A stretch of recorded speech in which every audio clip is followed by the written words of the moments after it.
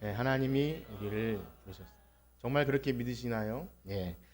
요즘 우리가 교회가 전체 묵상하고 또 새벽 예배 때 함께 나누는 말씀이 레위기서입니다. 교회에 나온 지 얼마 안 된 분들은 굉장히 생소한 책일 텐데요. 이 레위기는 제사법에 관해서 굉장히 많이 기록하고 또 이렇게 일반 백성들의 삶에서 하나님의 백성으로 거룩한 삶을 살아가라고 얘기하는데요.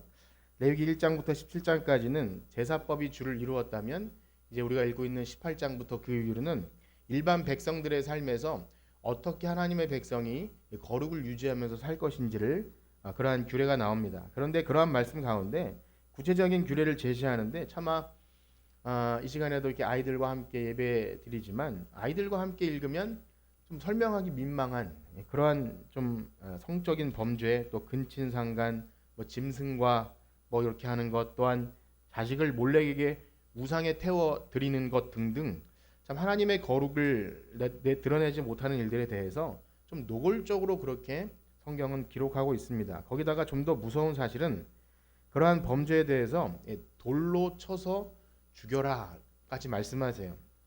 혹시 교회 나온 지 얼마 안 된 분들이 이 말씀을 읽으면 정말 내가 믿는 사랑의 하나님이 맞는가 싶을 정도로 참 이상한 내용이 많죠.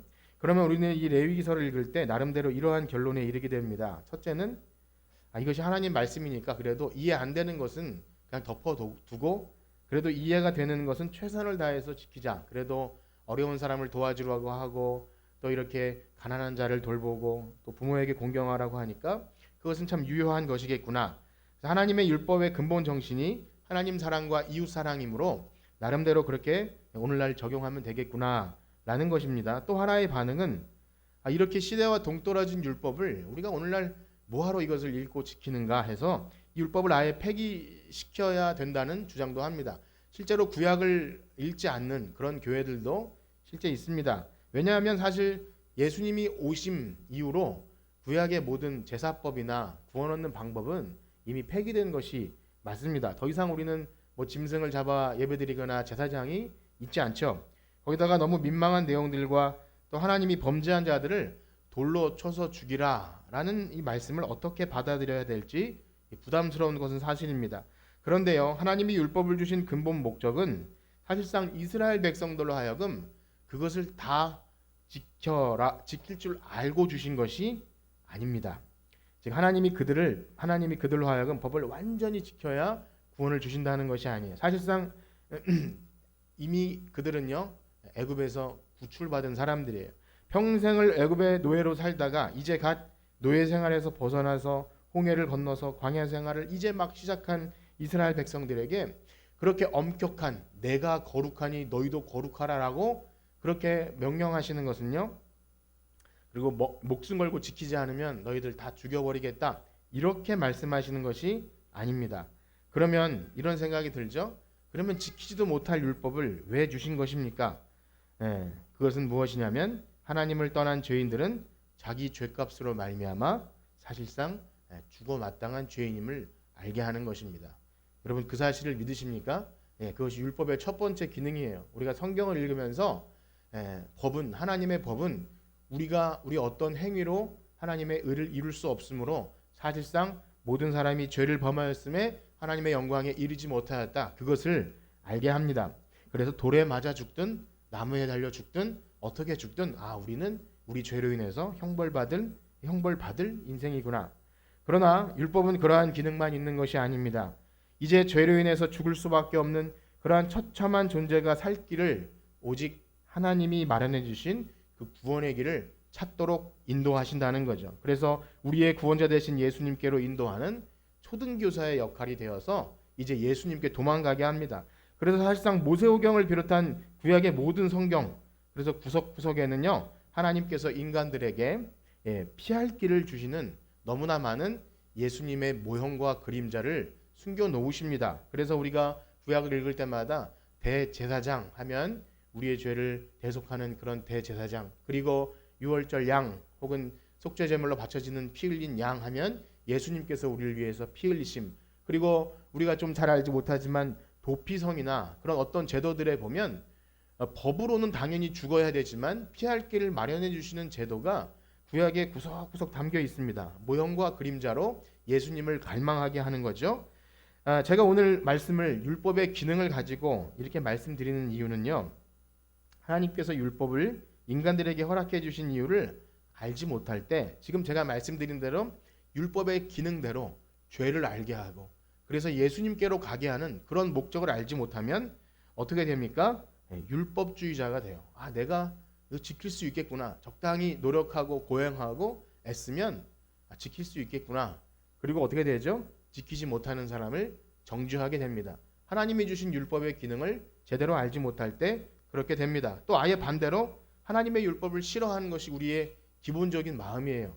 처음부터 누가 이런 제가 말씀드린 구약의 율법이나 여러 가지 성경 이야기를 들이대면 그런 하나님은 안 믿겠어. 어떻게 여리고성 점령하는데 어린 아이들까지 다 죽이라고 그러겠어. 설마 하면서 받아들이지 못하는 것이 우리의 죄악된 마음입니다. 그래서 율법을 폐기의 대상으로 생각합니다.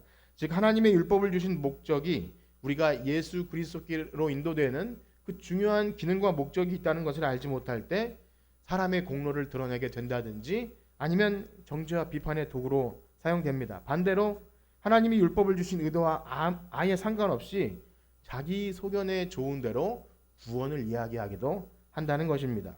그렇습니다. 지금 계속해서 우리가 구원에 관하여 배우고 있는데요. 구원에 관하여 성경이 말하고 있는 다양한 측면들이 우리에게 제시됩니다. 그런데 그 목적이 있다는 거예요. 율법을 주신 목적이 있는 것처럼 구원에 관해서 성경이 말하고 있는 다양한 측면들이 우리에게 이렇게 주어지는 목적이 있는 것입니다. 그것은 이렇게 제가 이렇게 단순하고 복잡하니까 여러분들 꼭 교리적으로 이 구원의 사정을 다 아셔야 합니다. 그래서 배우고 익혀야 합니다. 그것을 목적으로 하는 것이 아닙니다. 또한 내가 이것을 알므로써 더 나은 사람이 된다거나 혹은 이것을 모르는 사람보다 나는 좀 더 나은 사람이야, 구원에 가까운 사람이야 라고 그렇게 알게 하기 위함도 아닙니다. 그러면 무엇입니까?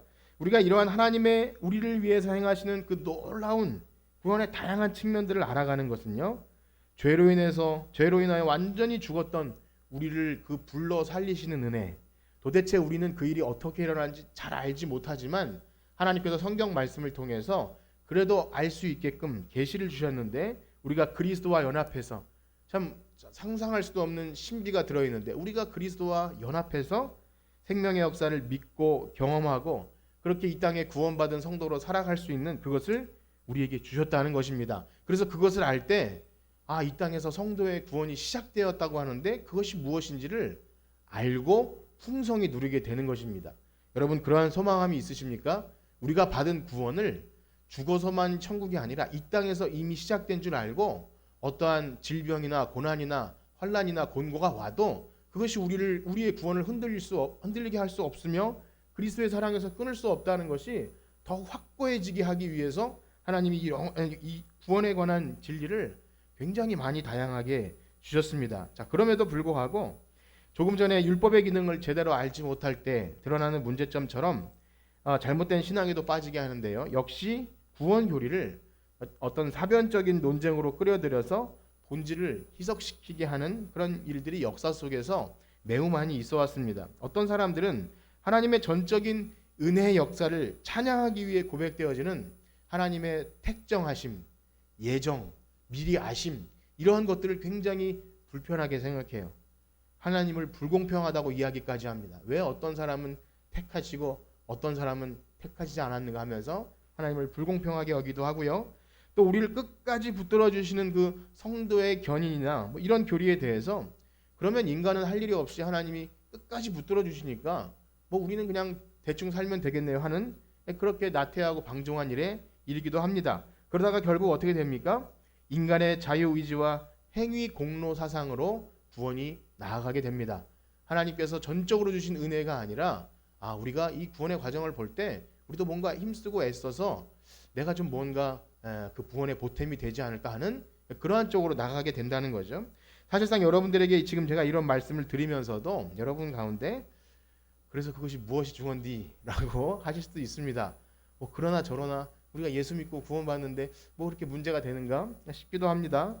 그러나 우리가 모르는 사이에도요 여전히 이 구원의 문제를 가지고 어떤 목사님들이나 신학 하는 사람들이나 구원에 관심 있는 신자들, 이단들까지 합세해서 이 구원을 가지고 열띤 논쟁을 벌이고요.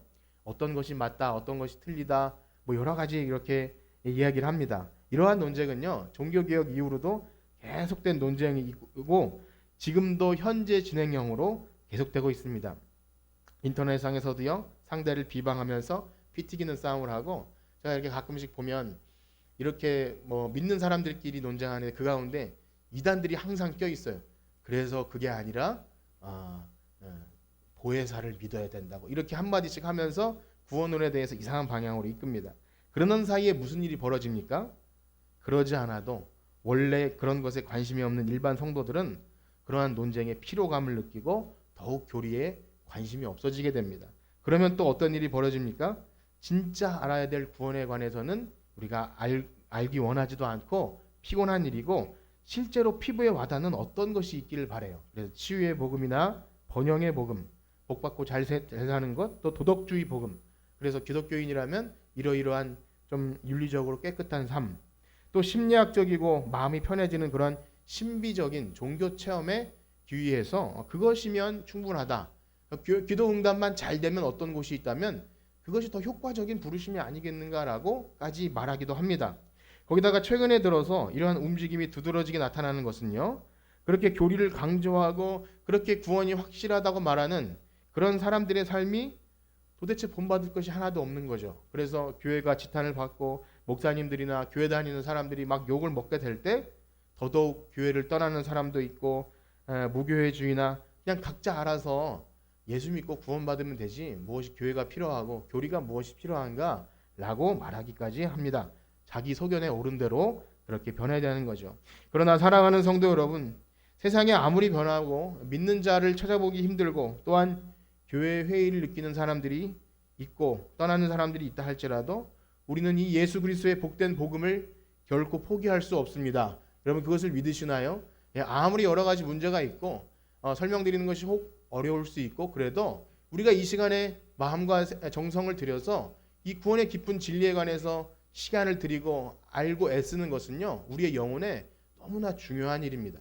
그것을 여러분 깊이 마음에 새기시길 축복합니다. 이 구원과 영생은 교회에서 가르치는 것입니다. 교회에서 이것을 가르치지 않으면 어디서 여러분 이것을 배우시겠습니까? 또한 이 구원을 결코 개인적인 것으로 여겨서는 안 됩니다. 우리가 어떤 성경을 읽어도 구원은 결코 개인적이지 않아요. 불러 살리시는 은혜는 약속의 구원된 백성의 공동체에게 주십니다. 그래서 언약 백성, 언약 공동체, 오늘 그리스도의 몸된 교회, 그래서 나 혼자 개인적으로 잘 믿고 잘 살면 되지, 그것이 아니라 내가 믿음의 이 구원의 깊은 비밀을 알게 해주신 그리스도의 몸된 교회, 하나님의 비밀인 그리스도의 몸된 교회에서 그 구원의 진리들을 알고 우리 삶에 확증해 나가시는 여러분들 되시길 축복합니다. 자, 이제 지난주까지 우리는요, 이 구원의 서정에 있어서 우리 인간 측면에서 가장 첫 번째로 경험하는 그 일들에 관해서 배웠습니다. 몇 주간 배웠는데요, 바로 복음으로 부르심, 소명, 그것에 관해서 배웠습니다. 그렇습니다. 하나님은요, 예나 지금이나 전도에 미련한 것으로 믿는 사람을 불러 모으십니다. 택하신 백성들을 불러 모으시는데 무엇보다 내적인 부르심에 관해서 우리는 중요시 여겨야 합니다. 내적인 부르심 혹은 유효한 부르심, 효과적인 부르심, 다 똑같은 용어인데 어쨌든 겉으로 복음을 들어도 그 빌립보성의 루디아와 그 옆에 있는 빨레터에 있던 여인들처럼 아무리 설교 시간에 복음이 선포되어도 반응하는 사람들이 있고 반응하지 않는 사람들이 있다는 거예요. 그 안에 내적인 부르심이 있다는 것이죠. 이처럼 내적인 부르심에 반응하는 사람들에게 인격의 어떤 중대한 변화가 일어납니다. 내적인 부르심이 확실히 있는 사람들 안에 무슨 특별한 변화가 일어나는데 그것을 거듭남, 즉 중생이라고 얘기합니다. 똑같은 말이에요. 불교에서 쓰는 중생 그런 용어가 아니라 다시 태어남, 거듭남, 중생입니다. 대표적으로 오늘 읽은 말씀이겠지만 고린도후서 5장 17절에는 이것을 이렇게 표현합니다. 우리 한번 같이 읽어볼까요? 고린도후서 5장 17절 말씀입니다. 시작. 그런즉 누구든지 그리스도 안에 있으면 새로운 피조물이라 이전 것은 지나갔으니 보라 새 것이 되었도다. 여러분 이것을 믿으십니까? 분명히 우리 알지 못하는 사이에 우리는 새 사람이 되어서 새로운 피조물, 우리가 노력하고 애씀이 아니라 그리스도 안에 있을 때 놀라운 변화, 새로운 피조물. 그래서 복음을 듣고 효과적인 부르심이 있는 한 사람에게 이 새로운 피조물, 새 창조가 이루어지는 겁니다. 다시 창조되는 일이 이루어지죠. 그래서 이 일을 위해서 하나님은 오래전부터 놀라운 계획을 세우신 거예요. 하나님은 이 일을 너무나 오래전부터 준비하셨어요. 제가 서두에 말씀드림처럼 예수 그리스도를 곳곳에 이렇게 그림자처럼 넣어 놓으셨고, 이제 새 언약의 시대가 되면 그러한 일이 새 마음과 새 영을 주시겠다고 예레미야나 에스겔 선지자의 말에 보면, 이제 돌판에 새겨지는 그런 죽은 율법이 아니라 하나님이 새롭게 태어나는 한 인격, 그 영과 새 마음 속에 내가 율법을 그 마음에 새겨주고 하나님을 사랑해서 그 율법을 지키게 하겠다는 그런 놀라운 인격의 변화가 일어나게 하신다는 거죠. 우리 성경 두 군데를 읽어보겠는데요. 먼저 예레미야 31장입니다. 우리 자매분들이 한번 읽어보겠습니다. 예레미야 31장 33절과 34절입니다. 그러나 시작. 그러나 그날에 내가 이스라엘 집과 맺을 언약은 이러하니 곧 내가 나의 법을 그들의 속에 두며 그들의 마음에 기록하여 나는 그들의 하나님이 되고 그들은 내 백성이 될 것이라 여호와의 말씀이니라. 그들이 다시는 각기 이웃과 형제를 가리켜 이르기를 너는 여호와를 알라 하지 아니하리니 이 작은 자로부터 큰 자까지 다 나를 알기 때문이라. 내가 그들의 악행을 기억하지 아니하. 아멘. 이것이 바로 새 언약입니다. 히브리서에서도 그날에 새 언약을 주시면 그렇게 하시겠다. 자, 이번에는 우리 남자 성도님들이 한번 읽어보겠습니다. 에스겔 36장 25절에서 27절 말씀입니다. 에스겔 36장 25절에서 27절 시작. 맑은 물을 너희에게 뿌려서 너희로 정결하게 하되 곧 너희 모든 더러운 것에서와 모든 우상 숭배에서 너희를 정결하게 할 것이며 또 새 영을 너희 속에 두고 새 마음을 너희에게 주되 너희 육신에서 굳은 마음을 제거하고 부드러운 마음을 줄 것이며 또 내 영을 너희 속에 두어 너희로 내 율례를 행하게 하리니 너희가 내 규례를 지켜 행하리. 아멘. 이 얼마나 놀라운 말씀입니까? 전에는 두려워서 벌 받지 않으려고 율법을 지켰고 또 어떨 때는 복 받고 싶어서 이렇게 잘하면 복 주실까 봐 말씀을 지켰는데, 그것이 아니라 거듭난 새 영이 일어나면 이제 때가 차면 마침내 예수 그리스도가 이 땅에 보내셨고 하나님 나라가 시작되면 그 복음을 듣고 거듭난 곧 중생한 그 영혼에게 일어나는 일이 바로 이 새로운 피조물이 되는 거예요. 하나님이 굉장히 오랫동안 준비하시고 계획하신 일이에요. 우리가 얻은 구원은요, 너무나 이 놀라운 계획 속에 일어납니다. 그러나 사실 제가 이렇게 설명을 드리긴 하면서도 의외로 교회 안에서는요, 이 거듭남에 대해서 잘 인식하지 못하고 또 이렇게 인식한다 할지라도 거듭남에 또 다양한 표현들이 있기 때문에 우리에게 좀 혼란이 되는 그러한 혼란을 많이 주기도 합니다. 왜냐하면 성경에서 거듭남을 다양하게 이야기하는데요. 오늘 대표적으로 읽은 요한복음 3장에서는 그야말로 거듭남이라고 이렇게 기록하죠. 사실 거듭남이라는 단어는 요한복음에만 나오고 사실은 이것이 위로부터 난 자, 또 그렇게 뒤에 보면 이렇게 물과 성령으로 거듭남 그렇게 얘기도 합니다. 또 우리가 읽지 않겠지만 디도서 3장 5절에는요. 중생의 씻음이라는 말씀이 나와요. 중생의 씻음. 거듭남의 씻음이죠. 또 고린도후서 5장 17절에는요. 우리가 읽은 것처럼 새로운 피조물, 새 사람이 되었다. 또 갈라디아서는요. 새로 지으심 받은 자. 또 베드로서에 보면 기이한 빛으로 들어가게 하셨다. 여러 가지 의미가 다 뭐냐면 전에 우리가 경험할 수 없었던 새 사람이 된 것을 그렇게 표현합니다. 우리가 이런 표현들을 예배 시간에 설교 시간에도 많이 듣고요. 우린 익숙하게 이 교회 용어가 되어서 우린 새 사람이고 참 좋은 것이지, 하나님이 우리에게 참 구원을 주셨지, 그렇게 뭉뚱그려서 많이 듣고 또 그것이 뭐 이렇게 틀린 것은 아닙니다. 왜냐하면 좀 이따 말씀드리겠지만 이것을 그렇게 칼로 자르듯이 표현할 필요도 없고요. 또 우리 종교개혁자 칼빈이나 이런 분들도 그냥 이 거듭남을 아주 넓게 얘기하기도 했습니다. 그래서 그게 문제가 되는 것은 아닙니다. 그러나 이것 때문에 이걸 넓게 볼 때 나름대로 각자 잘못된 해석을 하게 되기도 합니다. 그래서 교리를 어느 정도 배운 분들도요, 이제 계속해서 우리가 보고 있는 소명, 부르심이죠. 지금 우리가 거듭남을 보고 있는데 거듭남, 그 다음에 이제 회심인데 이런 것들에 대해서 딱 떨어지게 구분되는 것이 아니니까 잘 설명하기 어렵고 혼란을 겪습니다. 그러다 보니 교회 안에서 이것을 잘 가르치지 못한 것 같아요. 거듭남이 구체적으로 무엇인지 잘 가르치지 못하죠. 그리고 그러다 보니 우리의 관심 밖으로 밀려납니다. 그러나 사랑하는 여러분, 그럼에도 불구하고 이것이 약간 좀 까다롭고 어려운 일이라 할지라도 이 구원의 진리를 관해서 이 풍성한 구원을 우리가 알아가는 일을 결코 여러분 소홀히 하지 않기를 축복합니다. 이것을 우리가 관심을 가지고 우리의 신앙생활에 너무나 유익해요.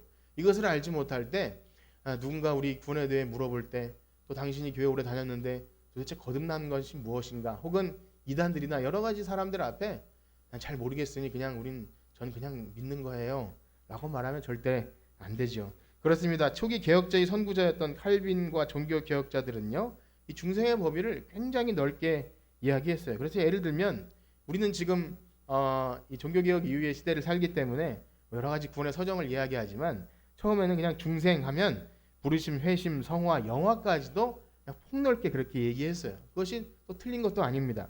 그러나 시간이 지나면서 우리 개혁주의자들은요, 이 중생, 거듭남을 굉장히 축소시켜서 부르심과 회심 사이에 어떤 이렇게 소극적, 좁은 의미로 설명합니다. 왜냐하면 중생의 의미를 가지고 많은 사람들이 각각 자기들의 경험을 가지고 이렇게 설명해요. 그러다 보니까 중생의 개념이 점점 희석되는 거죠.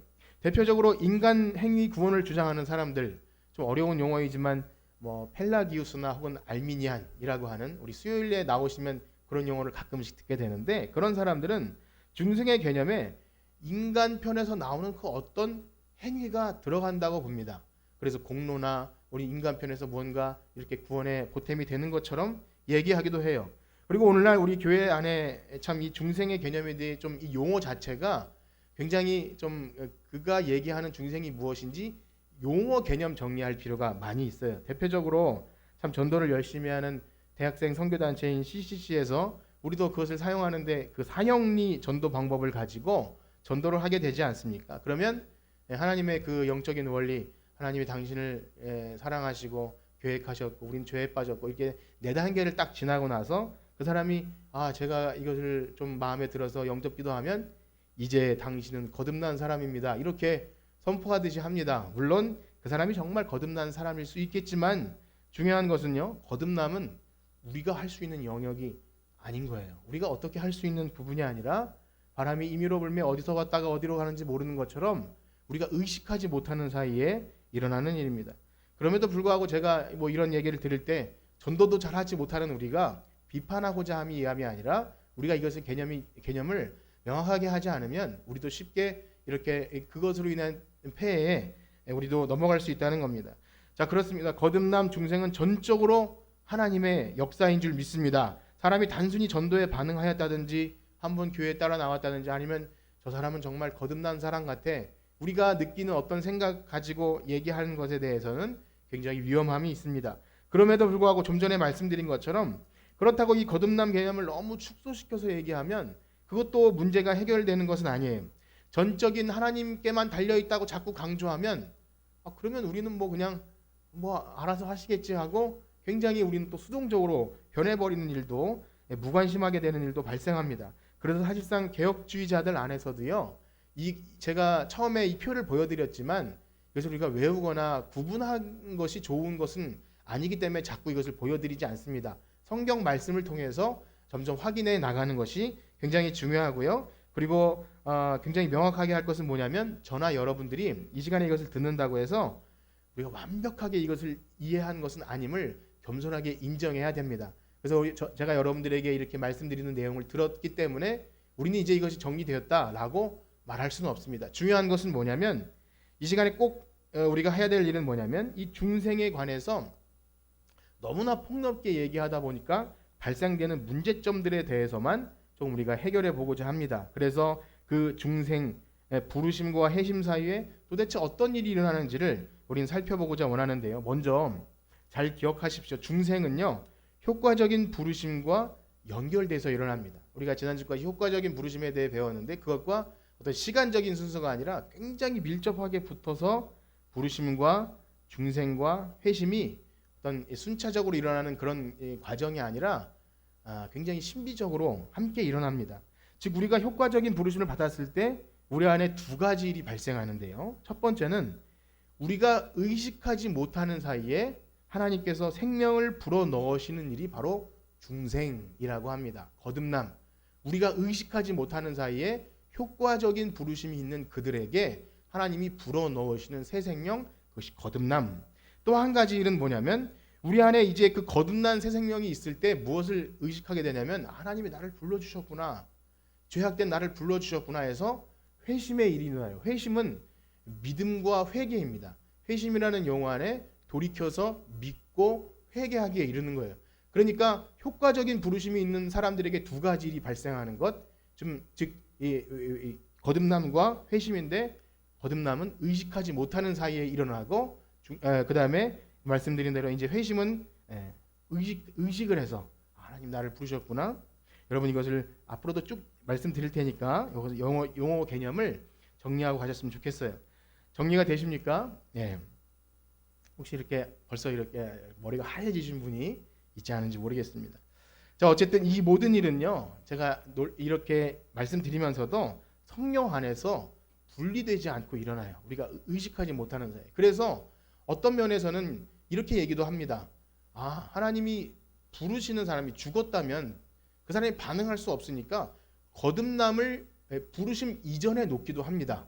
그런 여러 가지 케이스가 있다는 거. 제가 이렇게까지 말씀드리면 좀 헷갈릴 수 있기 때문에 우리가 알지 못하는 사이에 거듭남이 일어난다. 자, 그러므로 참으로 구원받은 여러분들 안에는 이런 성령의 역사가 있었음을 여러분 믿으시길 축복합니다. 이것은 전적으로 하나님께서 우리 안에 행하시는 일이에요. 우리의 믿는 사람들의 인격 안에 하나님이 이 모든 놀라운 일을 행하시는 신비한 역사입니다. 자, 그런데 문제는 이것입니다. 기독교는 근본적으로 이 거듭남의 역사가 있어야 구원이 있음을 말합니다. 오늘 성경 읽은 말씀처럼 거듭나지 아니하면 결단코 천국에 갈 수 없다, 이렇게 얘기하고 있습니다. 그러나 교회 역사 속에서 이것을 굉장히 소홀히 다뤄왔다는 것이죠.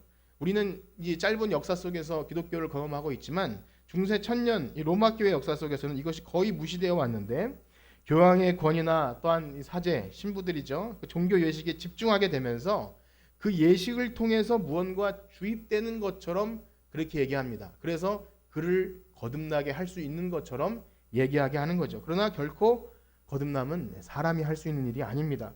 그렇기 때문에 종교개혁이 일어났고요. 우리의 개신교가 지금 있는 것입니다. 그럼에도 불구하고 종교개혁을 했지만 여전히 거듭남이 있는 회심에 대해서 잘 들어보지 못한 거죠. 여러분 혹시 제가 말씀드릴 때 이거 전 많이 들었어요 하시는 분 계신가요? 거듭남이 있는 회심. 한번 따라해 볼까요? 거듭남이 있는 회심. 좀 생소하시죠? 이것을 우리가 꼭 알아야 됩니다. 안다고 우리가 거듭난 그런 게 아니라 우리 안에 이루어지는 신비한 역사에 대해서 알고 인식하고 내 안에 그러한 일을 자꾸 경험하고 우리의 삶에 이것이 어떻게 열매로 드러나는지를 인식하고 못하고의 차이는 굉장히 중요합니다.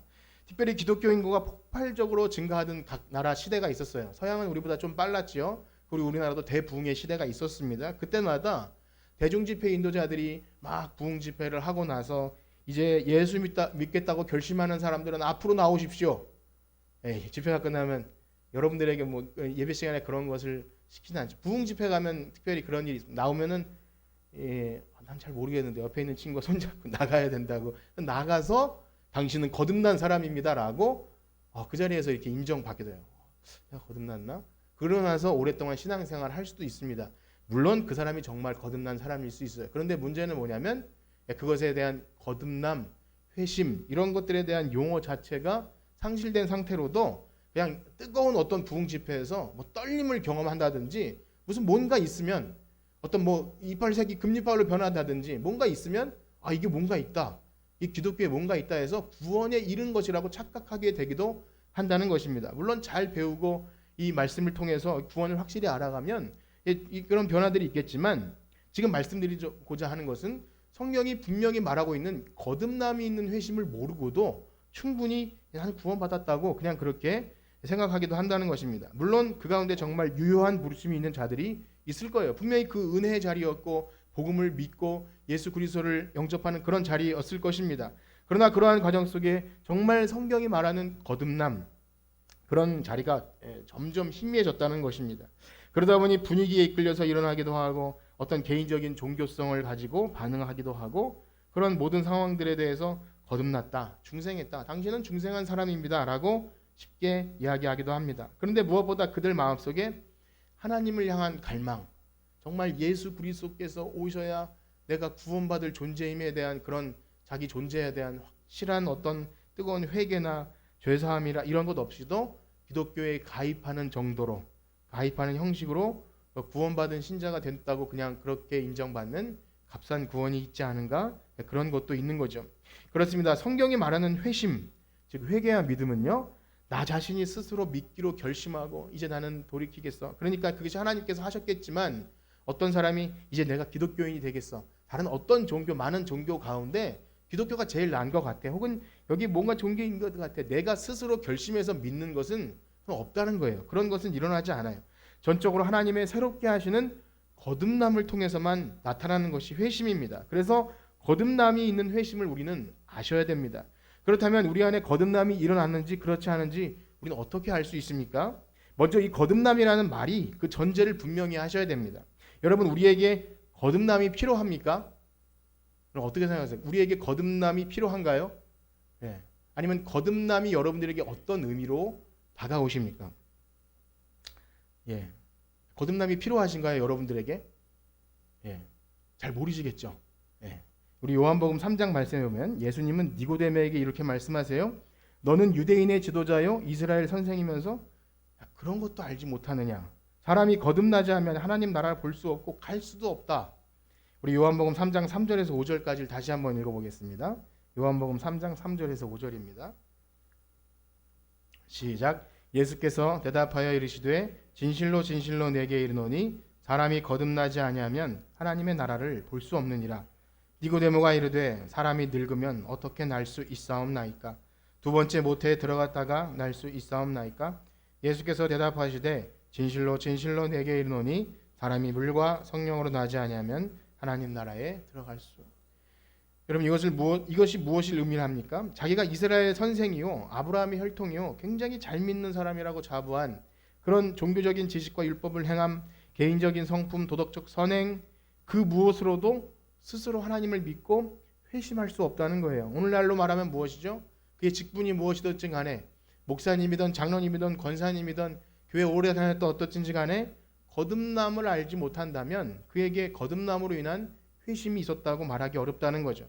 그래서 니고데모는 예수님이 거듭난다는 말을 하실 때 이 거듭남이라는 단어, 에게네텐이라는 단어 자체가 위로부터라는 의미가 있음을 알면서도 위로부터 난다는 것이 뭐야? 그래서 다시 태어난다는 의미를 생각해서 어떻게 사람이 늙어서 어머니 뱃속에 다시 태어날 수 있겠습니까? 라고 예수님께 물어본 거예요.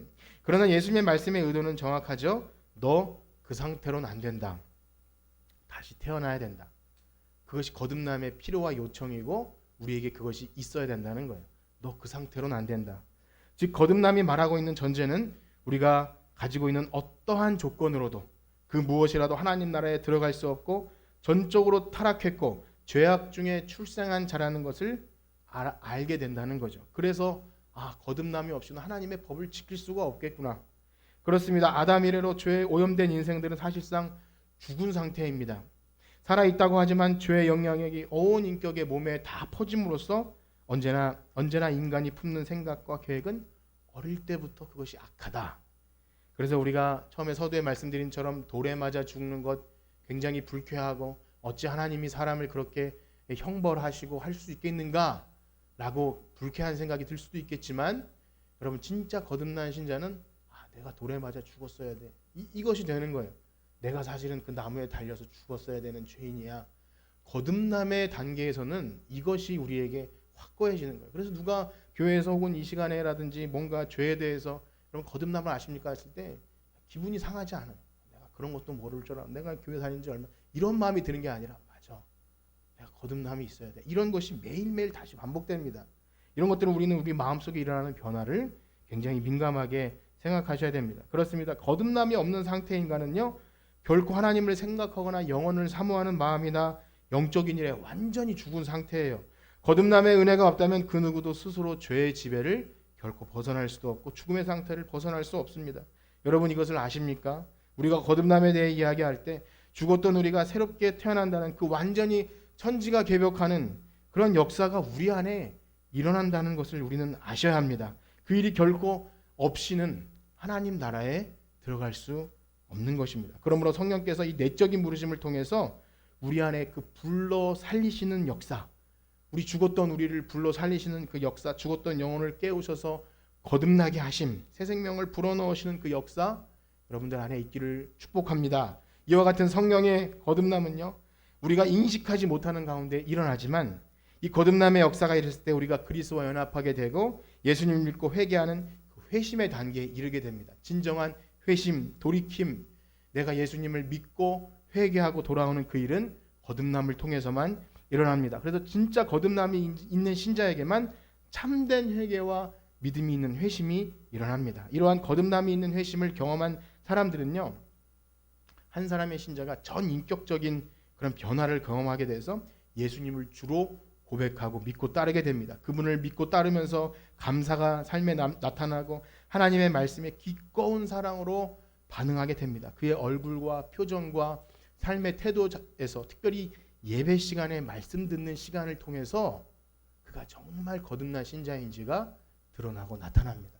내가 지금 말씀에 어떻게 반응하는지가 그가 거듭난 신자인지를 나타나게 돼요. 특별히 예수님께서 2000년 전에 십자가에 달려 돌아가신 그 죽음이 나를 위한 대속의 죽음이었구나. 그것을 경험하게 될 때 내가 그리스도와 연합되었다고 도대체 감당할 수 없는 은혜 때문에, 한량없는 은혜를 감출 수가 없어서 겉으로 드러납니다. 그것이 어떻게 드러나든 하나님을 사랑하고 성도를 사랑하고 내가 성도를 섬기고 봉사와 교제와 내가 이 은혜와 사랑을 감출 수 없어서 이야기하고 싶고, 그 다음에 저 어려운 아직도 잘 모르는 지체를 돕고 싶고, 이러한 모든 것들은 우리의 의의를 드러내는 일이 아니라 이 진정한 거듭남으로 인한 회심이 있을 때 그가 그걸 감출 수가 없는 거예요.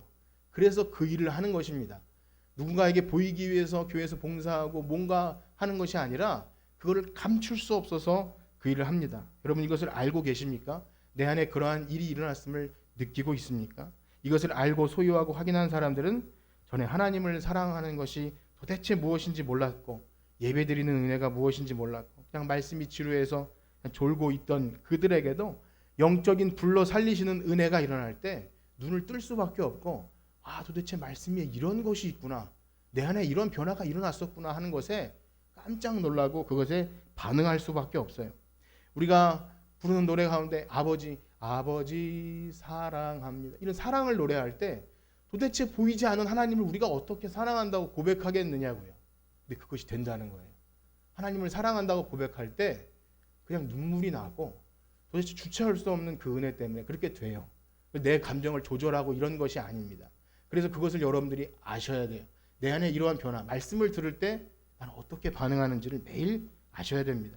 그렇습니다. 거듭남으로 인하여 새 생명을 얻은 신자는요, 하나님께 더 가까이 나와요. 예배드리는 것을 당연시 여기고 기쁨과 감사가 넘칩니다.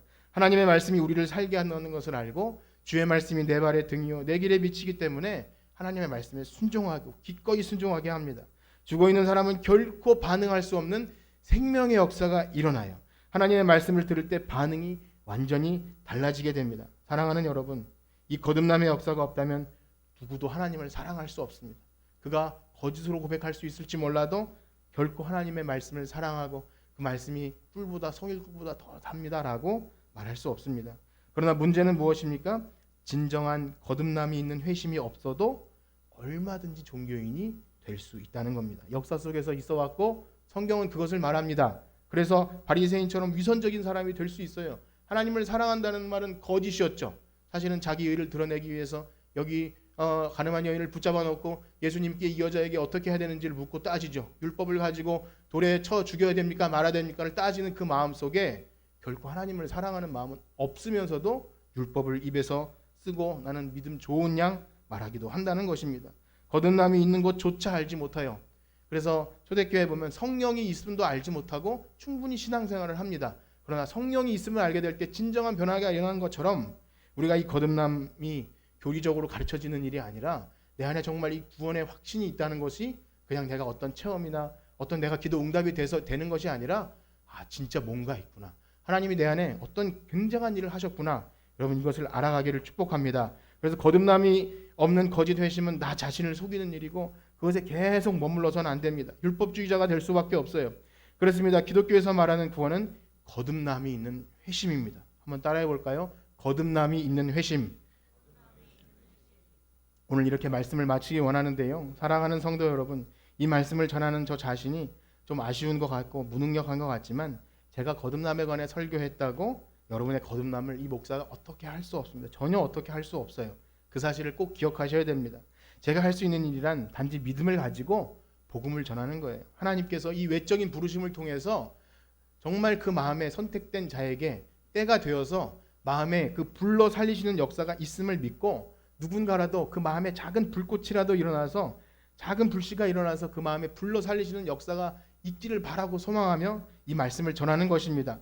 그러므로 이러한 거듭남이 있는 회심에 대하여 들으신 여러분들이 이 영적인 생명을 사모하고 귀히 여기시기를 축복합니다. 이미 그것을 알고 경험하신 분들이나 혹은 희미하신 분들이나 아니면 아예 모르시는 분들이라도 상관없습니다. 진정 구원받은 신자라면 누구나 이 사실에 목마르게 됩니다. 갈급해야 한다는 사실을 여러분 잊지 않기를 축복합니다. 교회 오래 다녔지만 그 마음 갈급한 사람이 있을 수 있어요. 그래도 이것은 아닌데 내가 이렇게 계속 그냥 교회만 출석하면 되나? 이런 마음이 있을 수 있다는 겁니다. 그때 하나님께서 그 마음속에 이런 말씀을 통해서 불러 살리시는 은총이 있을 줄 믿습니다. 혹 이 말씀은요, 거듭남 없이 그냥 회심에, 거듭남 없는 회심에 안주하며 그냥 썬데이 크리스찬으로 안주하고 싶은 분에게는 굉장히 불편한 말씀으로 들릴 수 있습니다.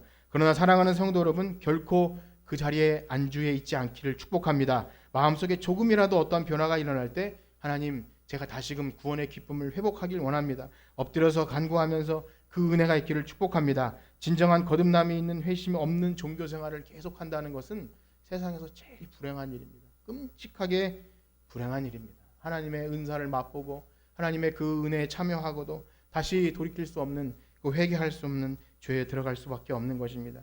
그러므로 자비하신 하나님께서 우리의 마음을 열어서 우리 귀에 들려진 이 말씀을 통해 순종하는 마음조차 우리 안에 넣어주시기를 주님의 이름으로 축복합니다.